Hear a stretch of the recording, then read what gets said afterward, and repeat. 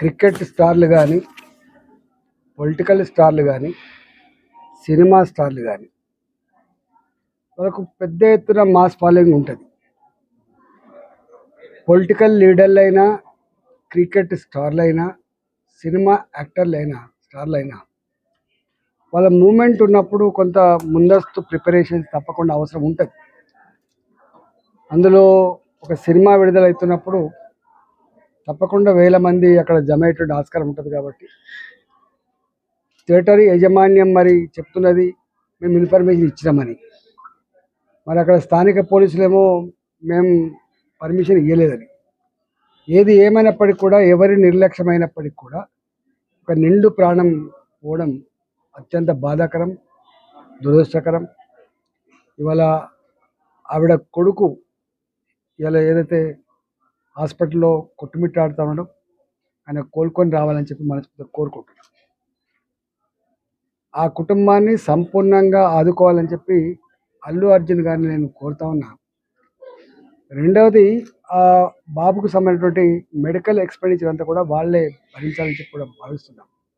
దీని నుంచి ఫ్యూచర్లో ఈ స్టార్లు ఎవరైతే ఉన్నారో, ఈ క్రికెట్ స్టార్లు కావచ్చు, ఈ పొలిటికల్ స్టార్లు కావచ్చు, సినిమా స్టార్లు కావచ్చు, బాధ్యతాయుతంగా ఉండాలని చెప్పి కూడా కోరుతున్నాం.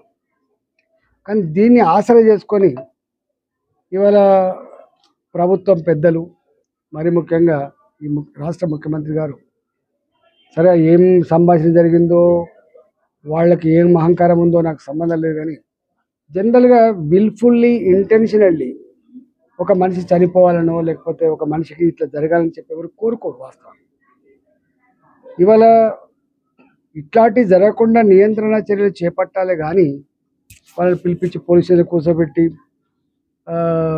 ఎంక్వైరీల పేరిట లేకపోతే వాంగ్మూలాల పేరిట తీసుకోవడం అనేది మంచి.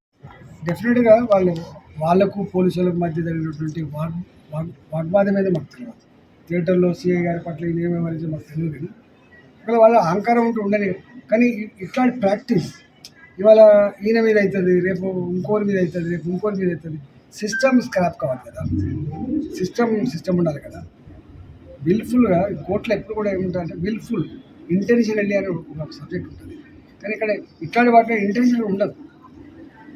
ఆయన వచ్చినప్పుడే పలానా ఆమె ఇట్లా అవుతుందని చెప్పి ఎవరు ఊహించరు కదా. రాద్ధాంతం వాళ్ళు చేస్తున్నారు. ఇలా అందరినీ బెదిరించుకొని, ప్రభుత్వానికి రెండు విశేష అధికారాలు ఉంటాయి. ఒక అధికారం ఏంటంటే ఎవరినైనా ఎప్పుడైనా జైల్లో పెట్టే అధికారం ఉండొచ్చు ప్రభుత్వానికి, ఎవరి మీదైనా ట్యాక్స్ వేసే అధికారం ఉండొచ్చు. రాష్ట్ర ప్రభుత్వాలకైనా కేంద్ర ప్రభుత్వాలకైనా రెండు విశేషమైన అధికారాలు ఉంటాయి. ఒకటి ట్యాక్స్ వేసే అధికారం, ఎవరి మీదైనా కేసు పెట్టి జైల్లో పెట్టే అధికారం ఉండొచ్చు. కానీ అంత మాత్రాన ఏది పడితే అది చేస్తా అంటే దానికి ప్రజలు ఉంటారు తప్పకుండా. కానీ ఒక్కటే, నేను ఆ కుటుంబం, నేను ఇక్కడికి వచ్చింది ఆ అబ్బాయి తొందరగా శ్రీతేజ జల్దీ కోలుకోవాలని, ఆ కుటుంబం శోకసప్త హృదయంతో ఉంది కాబట్టి వాళ్ళని అందరూ ఆదుకోవాలని, వాళ్ళ కుటుంబానికి మంచి ధైర్యాన్ని ఇవ్వాలని, ఆ కుటుంబం మంచిగా బతకడానికి కాబట్టి అన్ని రకాల ఆర్థికపరమైన సపోర్ట్ చేయాలని చెప్పి కోరుతున్నాను. ఇది ఖచ్చితంగా జరగాల్సింది. ఎక్కడ బాయిలు వెళ్ళిపోయి చనిపోయి, పేలి చనిపోయినప్పుడు కావచ్చు, లేకపోతే రకరకాల పద్ధతులు కావచ్చు, చనిపోయినప్పుడు ఒక సమాజం వాళ్ళ పట్ల సానుభూతి ఉంటుంది. కానీ ఇక్కడ వీళ్ళు దీని పెద్ద రాద్ధాంతం చేసేది భారతీయ జనతా పార్టీ కాదు, రాద్ధాంతం చేసేది కాంగ్రెస్ పార్టీ. దీని మీద గంటల తరబడి అసెంబ్లీలో ఉపన్యాసాలు ఇచ్చి మొత్తం ఆ వర్గాన్నే, ఆ ఇండస్ట్రీనే మొత్తం బోర్డు నిలబెట్టే ప్రయత్నం మంచిది కాదు. ఆయన అనుకుంటుండు ఇవాళ కొద్దిమంది సోషల్ మీడియాలో ట్రెండ్ చేసేవాళ్ళు హర్షిస్తుండొచ్చు, కానీ అది మంచిది కాదు. దీన్ని రాజకీయ పరంగా కాకుండా, ఇట్లాంటి చిల్లర వేషాలు కాకుండా బాధ్యతగా వివరించాలని చెప్పి ప్రభుత్వాన్ని సూచన చేస్తుంది.